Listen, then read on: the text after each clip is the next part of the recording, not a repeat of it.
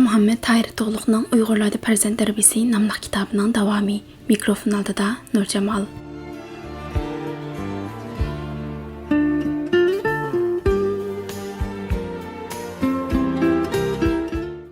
10-ci bab. Farzandlar öz qiymatini cəmiyyətdən tapsın. Adam öz təbiətinə nisbətən ictimai mövcudat ekan, demək, o özünün həqiqi təbiətini faqat cəmiyyətdə kamalat yetkizəlaydı. Markes. Biz yuqorida ata-onalar farzandlarni el uchun tug'idi, el uchun tarbiyalaydi degan edik. Ata-onalarning ajri bilan bal tarbiyalashga mohiyat dal shu yerda. Shunda ulug' maqsadni chiqish qilgan oilada o'sib cho'ng bo'lgan bolalar yarimliq odam bo'lib chiqadi. Balani ona tug'idi, lekin uni jamiyat kamolatga yetkazdi. Bolalar jamiyatda o'zining qiymatini topa oladi, o'zining qiymatini joriy qildira oladi, o'zining inson ekanligini tuniy oladi. Jamiyatdan ayrilgan qiymatmi, insonmi mavjud emas. Kalila ve Demine degan kitapta cemiyetning shaxsning mavjudligi bilan bo'lgan munosabati bunda bir tipik misol bilan nayt ro'shan yo'ritib berilgan. Dunyodan va odamlarning qochish yaxshi odat emas. Bu dunyo insonlarni bir-biriga muhtoj va bir-biriga lozim qilib yaratgan tursa, kishilarga xilvat, tanholik qanday ravo bo'lsin? Odamzodning tabiat moddallaridan barpo bo'lganligi uchun bir-biriga qo'shilmoqqa moyil keldi va bir-biridan yordam tilashga ehtiyoj tushdi. Bir kishi bir qozon osh pishirmoqchi bo'lsa yoki biror kiyim kiymoqchi bo'lsa, avval qozon yasash va katman so'qish kerak bo'ldi. Shuningga loyitib bir qach yasab, uning suv aklib kaki qo'yib, uning bilan o'tin kesib har ishni o'z tartibi bilan qilish lozim. Qozon kaki so'qishga bo'lqa, sandal, kurak va ko'mir ketadi. Oddiysi kurak yasash uchunmi teri aylash kerak. Taqqa berib ko'mir ko'ydirib aptilishga tag'ar to'qish kerak. Tag'ar to'qish uchun yung tepib uni egirish kerak. Yungni hozir qilish uchun qo'y tugi beqish lozim bo'ldi. Qisqasi, ana shunda avvar bo'lish kerak. Ashunali bo'lsa, har qanday odam bir kimning yordamsiz butun umr ichida biror qatim osh pishirib yeyalaydi yoki yeyolmaydi. Shunga zurriyat yuzidan bir kim qozon yassa, biri kaki so'qidi. Alazal har kim bir ishga mashg'ul bo'lib, o'z ehtiyojidan ortiqni boshqalarga berib yoki setib, boshqalarning ajridan bitganlarini o'z hojatiga ishlatadi. Shunday qilib, har qanday ish osonlik bilan hal bo'ldi. Mana bu odamlarning cho'qim bir-biriga hojat tushadiganligini, birlashmasa hech qanday ishni boshqa qilib chiqib bo'lmaydiganligini isbotlaydi. Bundan bog'lanishdan ko'rishga bo'ldiki, har qanday bir inson bolasi bu jamiyatga quruq qo'l to'psiz qatnasha olmaydi. Jamiyatsiz ham o'zining qiymatini topolmaydi. Unda bo'lsa farzandlar bu insoniyat jamiyatiga qanday dasmoya va qanday sifat bilan qatnashishi kerak? Ota-onalar farzandlarning jamiyatda bir kishilik qiymatini tepish uchun qanday rol o'ynash lozim? Oldingi babda biz farzandlarning inson sifatida kamolat tepishning tub asosi bo'lgan aql, farosat, ilm, ma'rifat va uning farzandlarning taqdiri va istiqboli bilan bo'lgan munosabat to'g'risidagi maslahatlarimizni ota-onalar bilan o'rtoqlashdik. Biz yana shuni bilamizki, bir butun insoniy qiymatning julanishiga faqat ilm, ma'rifatlik va aql, farosatlik bo'lish bilan erishgil bo'lmaydi. Chunki razillik uchunmi aql, farosat kerak. Ilm, ma'rifat yomonlik, yovuzlik uchun lozim. Şoňa farzandlarning jamiyatga olijanob ruh, kollektivizmlik e'tiqod va aqida bilan qatnashishi, shaxsiyatchi, nafsiyanachi bo'lmasligi, ochko'z, tamaxur bo'lmasligi uchun ularning o'zining qiymatini, jamiyatlik o'rni, obro'yi va hurmatini joriy qildirish uchun bunda bir qancha taraflarning qattiq talab qo'yib tarbiyalashga to'g'ri keldi. Birinchi, olim bo'lmoq o'ng'ay, odam bo'lmoq tez. Olim, shoir, jangchi, qonunshunos va boshqalar bo'lish yaxshi. Lekin inson bo'lmaslik yomon. Bilinizki, ota-onalarda o'rtaq bir umumlik shuki, farzand bu dunyoga ko'z etish bilan ajoyib ulug' orzular bilan olim, sadoqat, ma'rifat, qahramon, botir degan o'xshash chiroyli qismlarni qo'yamiz. Ko'ziga qarab, olim bo'ladigan balam, shoir bo'ladigan balam, doktor bo'ladigan balam deganda shirin orzular bilan o'zimizni bezlaymiz. Balalar cho'ng bo'lganda ulardan balam cho'ng bo'lganda nima bo'lsan deb so'raymiz. Ular bizga injener bo'laman, boshliq bo'laman, uchquchi bo'laman deb javob bersa, shunday xushal bo'lib ketamiz. Aqlliq balam deb suyib ketamiz. Agar ular dehqon bo'laman, ishchi bo'laman degandek so'zlarni qilib qolsa, xuddi u go'dak bola o'zining taqdirini o'zi bichayotgandek ma'yuslanib ketamiz. Hech qaysimiz balam sen qanday odam bo'lsan degan savolni so'rab boqmaymiz. Bu shuni tushuntirib berdiki, biz bolalarning nima ish qilishiga, nima bo'lishiga ko'proq ko'ngil bo'lamiz-yu, qanday odam bo'lishiga ancha ko'ngil bo'lmaymiz. Bilish kerakki, farzandlarimizning nima bo'lishi, qanday ish bilan mashg'ul bo'lishi muhim emas, u ham farzand tarbiyasining nishoni emas. Chunki ular quramiga yetganda o'z iqtidori, o'zining moyilligiga asosan nima ish qilishni o'zi tanlaydi.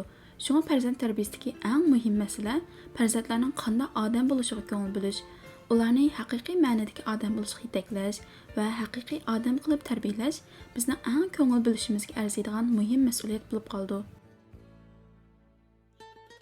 Ba'zi odamlar borki, tutqan putkini qovluq shumluq, o'ylaydigani boshqalarning rizqini tortib olish, shug'ullanadigan samonning tagidan suv quyib boshqalarga ziyonkashlik qilish, amal mansab tamasda o'zida qulluq baxshanda qilish, shu yo'lda tamagar va non kuchuk bo'lib o'zining insonligini unutish.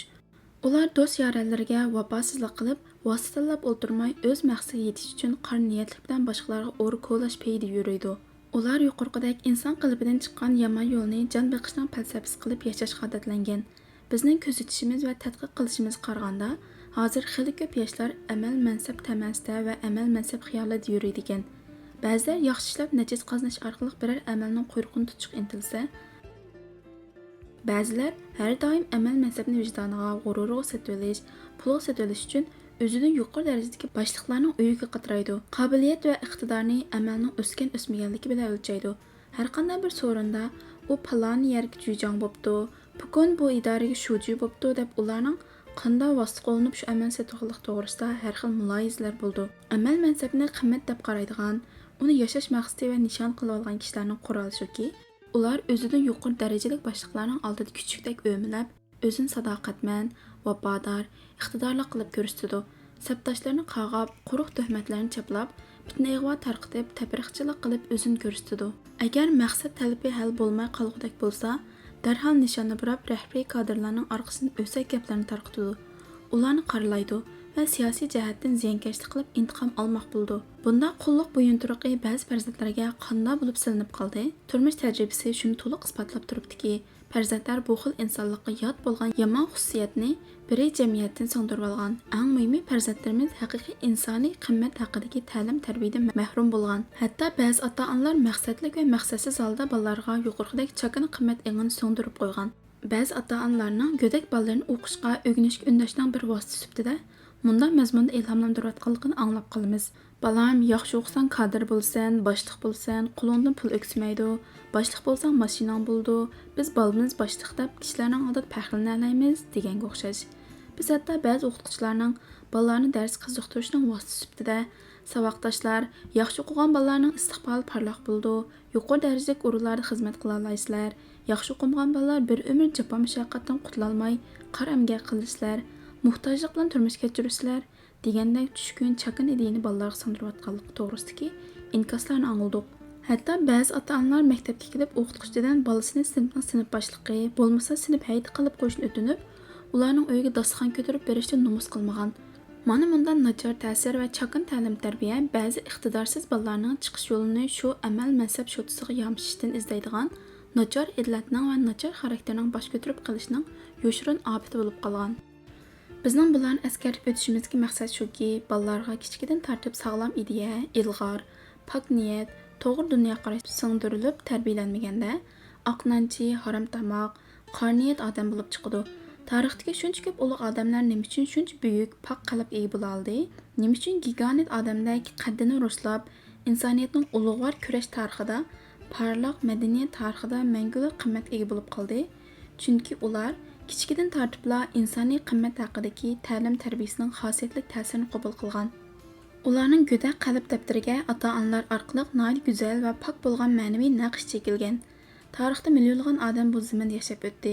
Ularning ba'zilari cho'ng to'pi yaratolmasimi, halol yashab yaxshilik qila olmasimi boshqalarga ziyonkashlik qilmay, vijdoni bilan bu dunyodan ketishdi. Ba'zilarchi bu qisqagan hayotida qilmagan askiliklari, qaqshatmagan odami, qilmagan razillik qilmay, la'nat nafratga, insoniyatning qarg'ishiga, tukruq qochisiga aylanib, bu pok zaminni bulg'ab ketishdi. O'zi bilan ketmay, avlodlariga bu haqoratni miros qilib ketishdi. Ularning tanlagan qimmati shumidi? Hurmatli ota-onalar va ota-ona bo'lg'uchi mehribonlar, bunda o'xshamagan ikki xil taqdir va qimmatda ota-onalarning o'ynagan roli yo'qmi? Shunga qimmat masalasi haqida o'zinglarni cho'nqurroq o'ylaninglar. Farzandlarni sog'lom, pok qimmat qarashi bilan tarbiyalash uchun belgilik tirishchilik ko'rsatinglar. İkinci, farzandlar hasadxo'r shaxsiyatchi bo'lib qolmasin. His tuyg'ularning eng yirginchiligi hasad. Xoinlik va fitna fasodlarning hammasi hasad bayrog'i ostida kun ko'radi. Gilvitis. Farzandlarning ichinishlik baxtsizligi, muhtojlikdanmi, yolg'izlikdanmi ko'ra hasadxo'rlik va shaxsiyatchilikdan yuz beradi. Nafsiyonatchilik va shaxsiyatchilik bilan hasadxo'rlik qo'shkizak. Biz boshqalarga yordam berishni xushal deb bildigan, hech bo'lmaganda o'zining shaxsiy manfaati bilan boshqalarning manfaatini birdek deb bildigan, boshqalarning baxtini ko'rib xushal bo'ldigan, baxtsizlikni ko'rib qayg'urdigan oliyjanob qalbga ega farzandlarni jamiyatga chiqarayli. Garchi insonda mendan iborat manfaat engi bo'lsa-mu, lekin hayotning haqiqiy mohiyatini tushungan va yaxshi tarbiyaga ega bo'lgan farzandlarning vujudida nafsi cho'q tortmaydigan, hasadxo'rlik nomus deb bildigan yaxshi qalb paydo bo'ldi.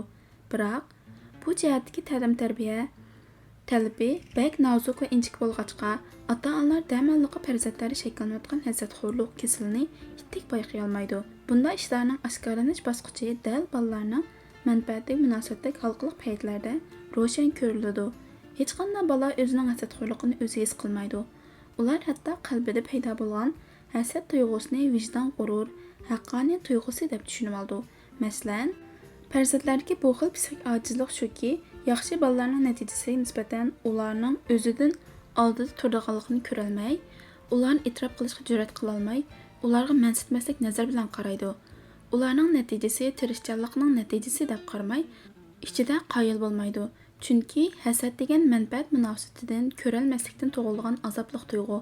Shu manfaat bog'lanish bo'lmagan odamga hech kishi hasad qilmaydi, balki ularga qiziqish, havas qilish hissiyoti tug'ildi. Dal yuqorqidek nozik hasadxo'rlikning undirmasi barbara taraqqiy qilib odamni fitna fasodchi, qor niyatchi qilib qo'ydi. Unda psixikini o'zlashtirib olgan odam bu dunyoda ko'ngli xotirjamsizlik, azob oqibati puchulnish, hasad o'tida kuyib kul bo'lish bilan o'zini o'zi azoblab baxtsizlik ichida hayotini o'tkazdi. Biz farzandlarda bunda psixik holatni bayqash bilan nihoyat unumli usullar bilan farzandlarning bu xil og'ir yukini yengiltishga mohir bo'lishimiz lozim. Men bir birodarim bilan mushu masala ustida so'zlashib, tema mushu yer kelganda, u birodarim, bu dunyoda har bir odam o'ziga tegishli manfaatga erishadi. Men Injilda munda bir hikoyani ko'rgan edim, dedi. Bir odam beg'aga ishlatish uchun atdiganda bozorga berib bir ishlamchini bir kun ishlab berishni 10 tangaga so'zlashib akapti. Tushga yaqin bo'lganda qarasa, u odam ishni tugatolmaydiganligini his qilib, yana bir odamni yana 10 tanga pulga so'zlashib elib kelibdi. Peshin bo'lganda bozorga berib yana bir odamni elib kelibdi. Shunday qilib bu 3 odam kechda ishni tugatibdi. U odam ishlamchilarni har biriga 10 tangadan berib yo'lga salmoq bo'pti. U chaqda atdiganda kelgan ishlamchidan fikr chiqibdi. Men sahar kelib ishlashga boshlagan tursam, menga 10 tanga bersang, bular taq tushdan keyin kelgan tursa, bularga nimishqa 10 tanga bersan, bumi adolat bo'ldimi? Deb norozilik bildiribdi. Yilqi xo'jayin uningga, "Hey odam, men seni 10 tangaga so'zlashib elib keldim. 10 tanga pulingni to'liq berdim. Endi yo'lingga mangsang bo'ldi. Men bularga sening pulingdan tutulib bermadim-ku. Bularga nech pul berishim bilan sening nima munosabating bor?" debdi. Biz ota-onalar farzandlarga bu hikoyada aks ettirilgan turmush haqiqatini tushuntirishimiz kerak. Chunki hasadxo'rlik, nafsiyonatchilik bilan erishgan qadr-qimmat hargizmi mangulik qimmat olib kelolmaydi.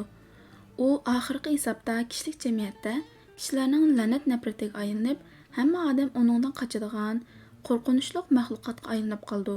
Shunga bolalar oz to'lib oqqarni farq etkili boshlagandan boshlab, bu vaqtdagi tushuncha bilan ularda keng qo'rsaqli xarakterni yetildirish lozim.